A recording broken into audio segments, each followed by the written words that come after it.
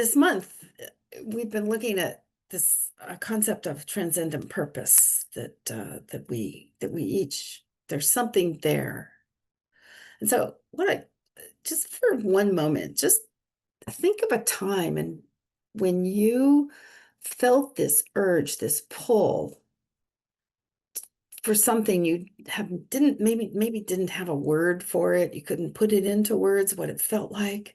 But once you did or went to or whatever, you followed that urge, and all of a sudden you knew this was the right thing to do. Just think about that for a moment if you've had that. And because each of us, every one of us is born with a spark within us.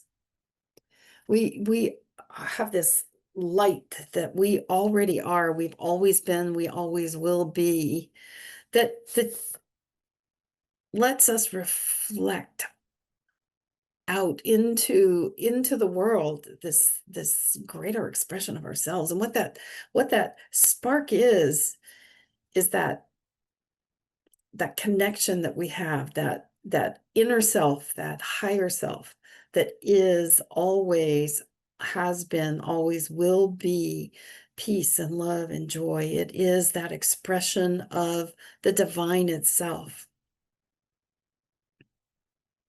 And as Bob had said, we don't exist to just make this mark. We exist to live. We exist to live and express to the fullest the life that we really are. And one of the awakenings that I know I've had since I came into this teaching like 20 years ago or so was that it is the nature of the spirit to express through us and as us. And the more we are aware of that, and that's this elevation of awareness, the more we become aware of that, the more it can express itself as us. And the more that we listen to that spark, that we pay attention to that spark, that intuition, that gentle nudge that we have towards greater love and compassion and understanding, that we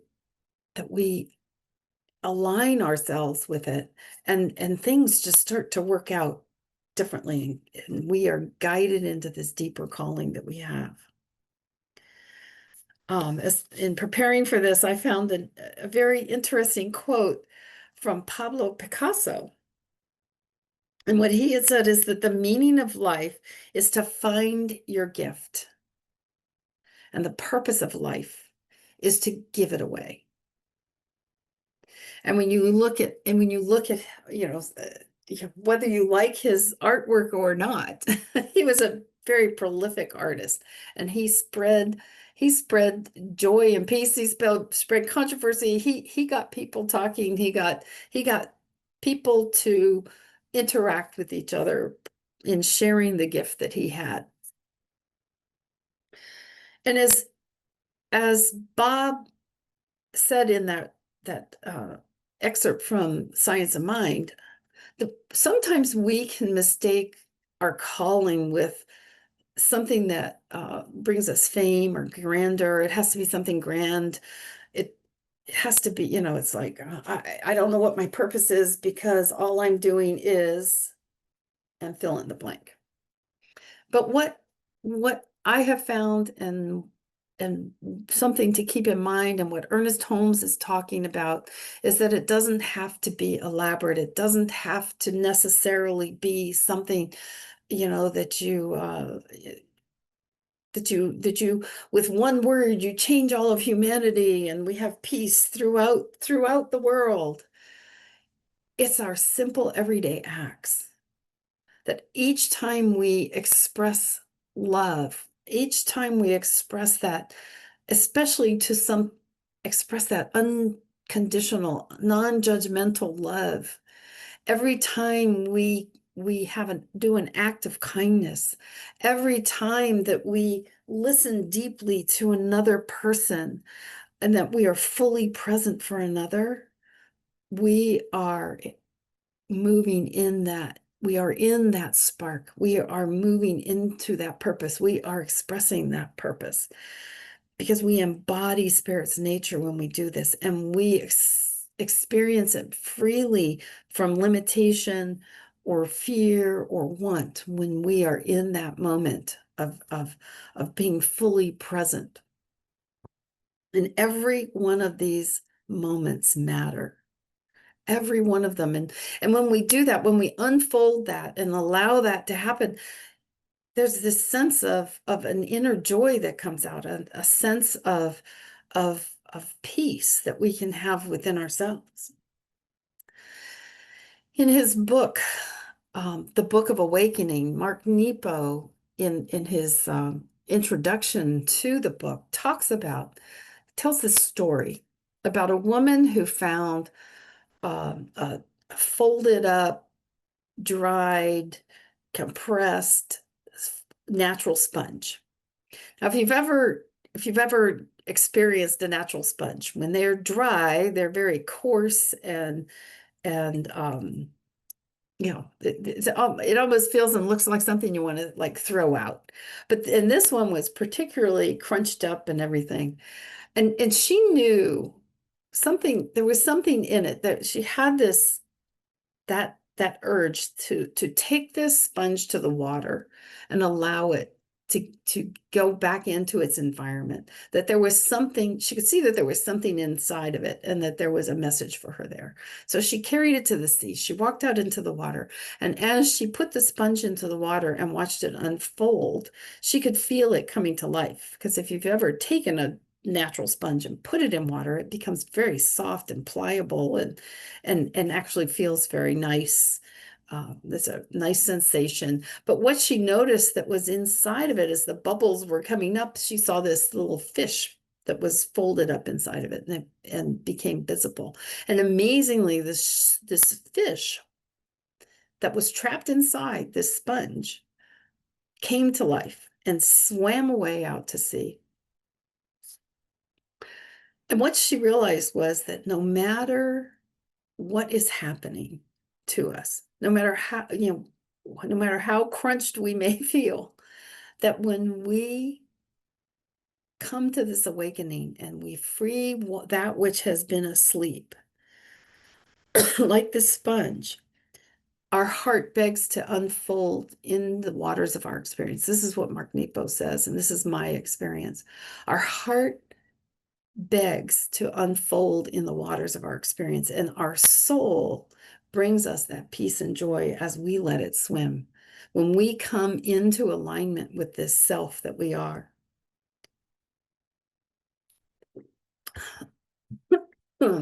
So in finding our purpose, in allowing our purpose to come forward, it's not lost. It's awakening enough to allow it to unfold for us, to let that fish out and allow it to swim in the water. We aren't seeking recognition, we're seeking living authentically. We are in that, and we are letting those actions speak the language of our heart. Excuse me. As we nurture this spiritual growth, as our awareness expands, we start to expand our connection to God, to spirit, to the divine. And we come to a deeper understanding. We take knowledge and bring it into wisdom that we are connected, that we are of spirit. We are not just created by it. We are not just made in its likeness, like we're a picture off to the side, but we are an expression of it. And our awareness of what we mean by oneness grows, and our understanding of it grows. And as we continue to awaken, as we continue to become more aware, that we realize that we are inseparable. We cannot be separated from God.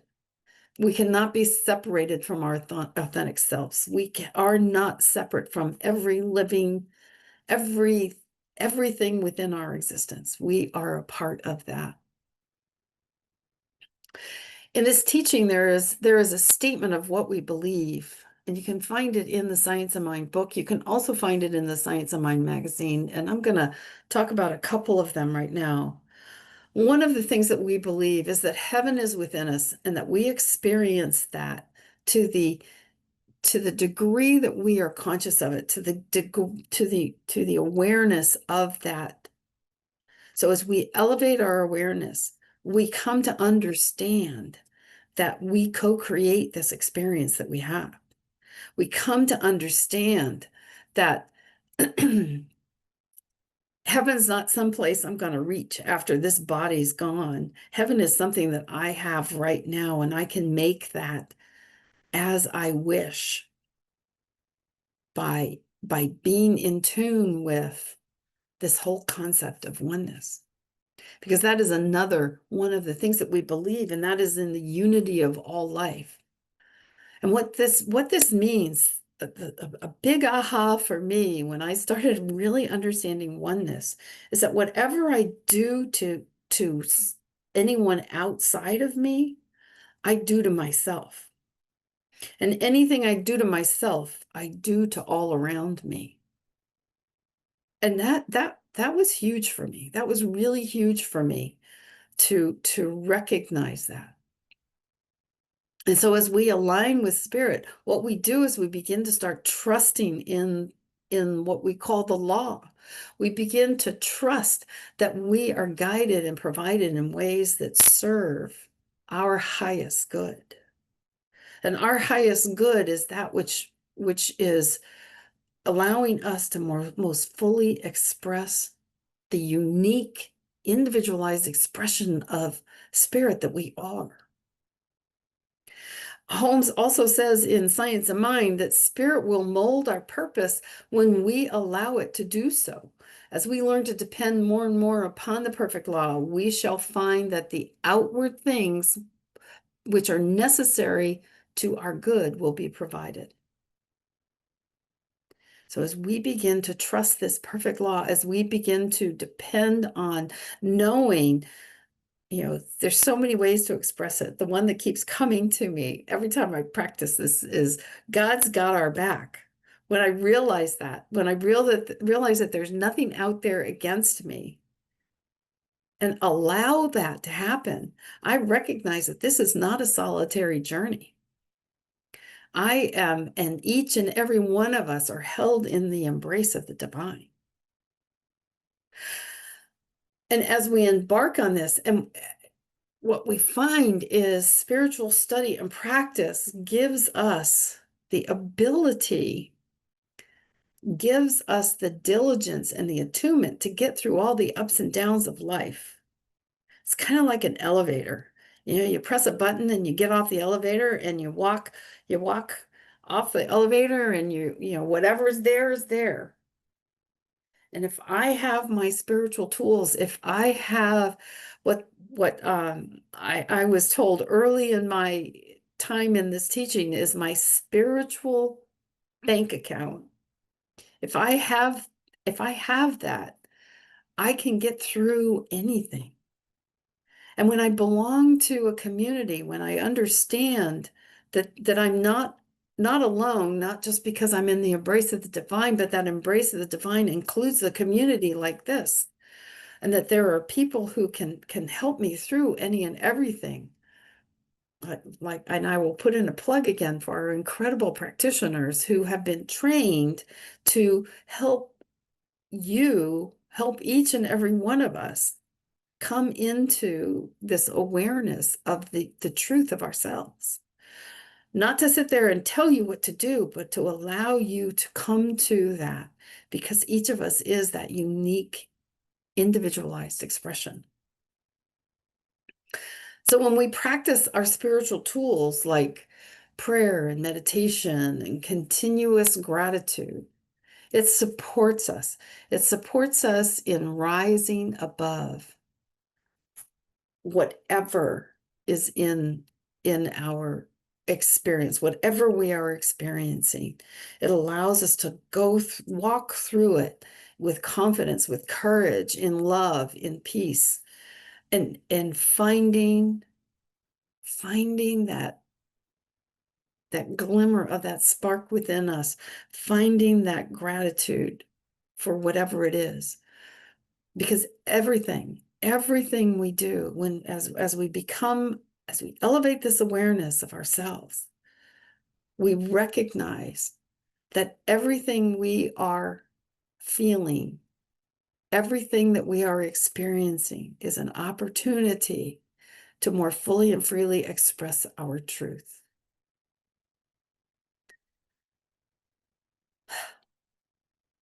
And it just transforms the challenges of life into opportunity.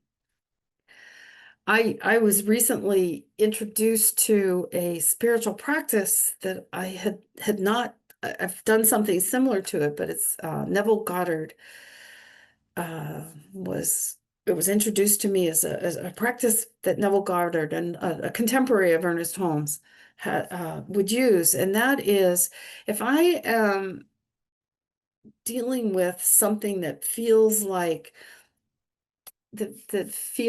a challenge, and I'll just use something. I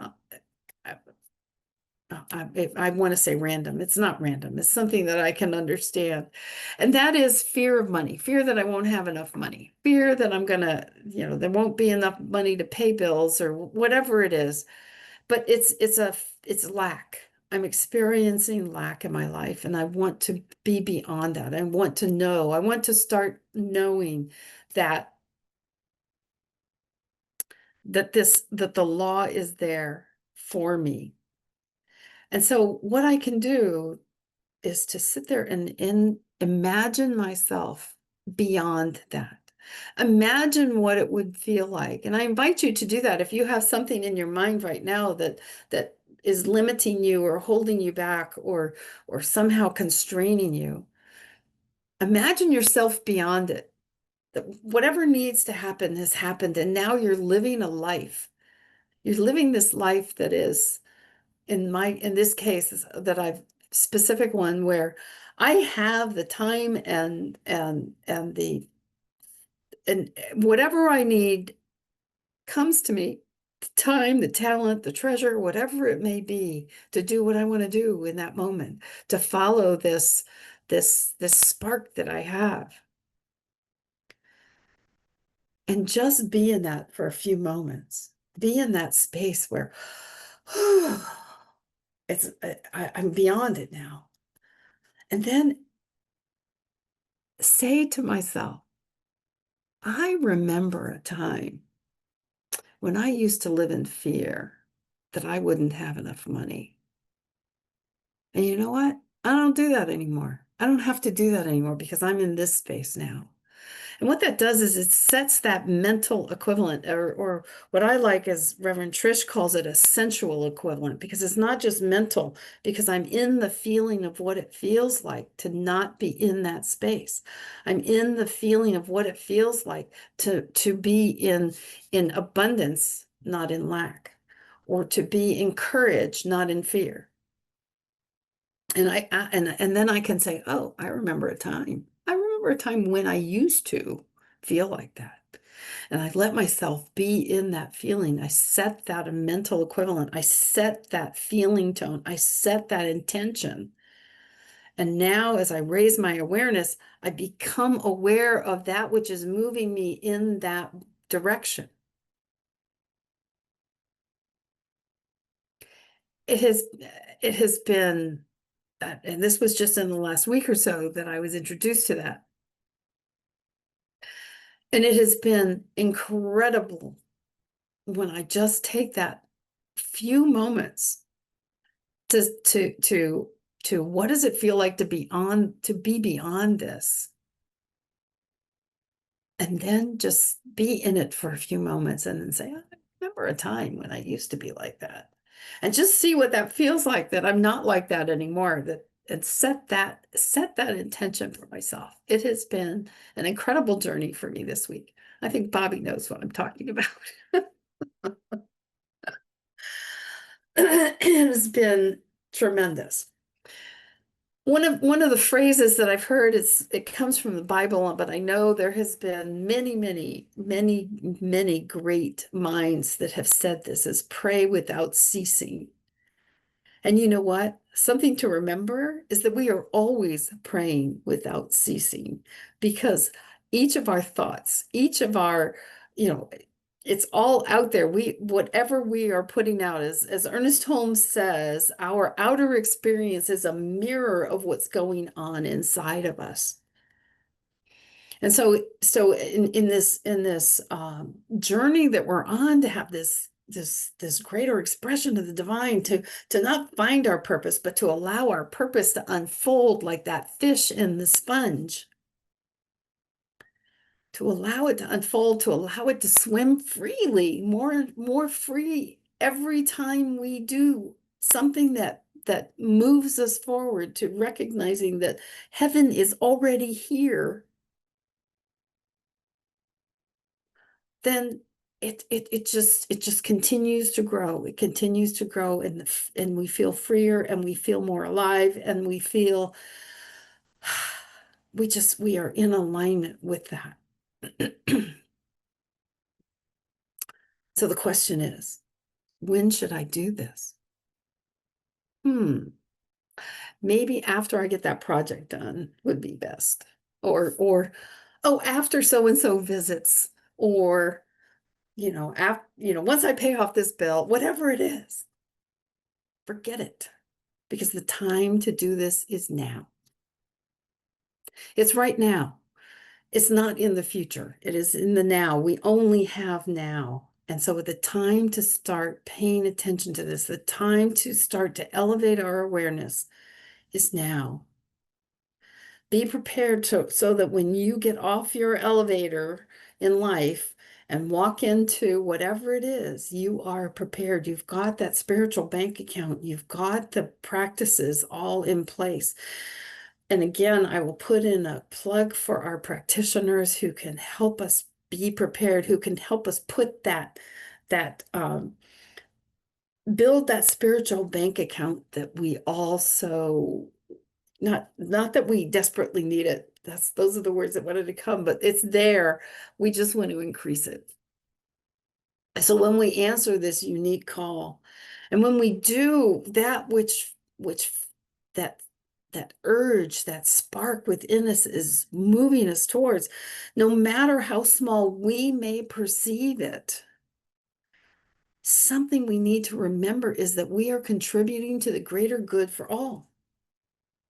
Whatever our calling is, whatever our purpose is, it is ours and it matters. Because if we think about the human experience and think of it as this huge tapestry, each of us brings a unique color of thread to that tapestry. And if we don't listen to Picasso, who said that the meaning of life is to find our gift, and the purpose of life is to give it away. The purpose of life is to thread it through this tapestry of humanity. If we don't add that, if we withhold our gifts, humanity feels that. Creation feels that. It may not be, oh, well, Jackie didn't put her little gold stripe in there, so it won't be that. But humanity will not have that contribution that only you can bring. And it doesn't have to be huge.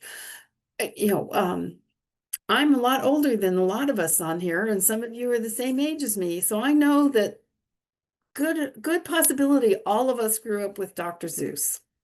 Cat in the Hat. One fish, two fish, red fish, blue fish. If you have kids, you probably know that by heart. Or, Hop on Pop or any of those. But one of the things that Dr. Seuss is credited with saying, and I've heard many other people say this, that to the world you may be one person, but to one person you may be the world. You may sit down next to someone and listen deeply to something they have to say. You may smile at one person. You may, whatever it is, you may do with one person. And that could be the person who resolves all of humanity's problems. Just because you took that time, you listened to that spark within you, you listened to that intuitive voice, and you became the world to that one person. You were that spark that gave them permission to allow their spark.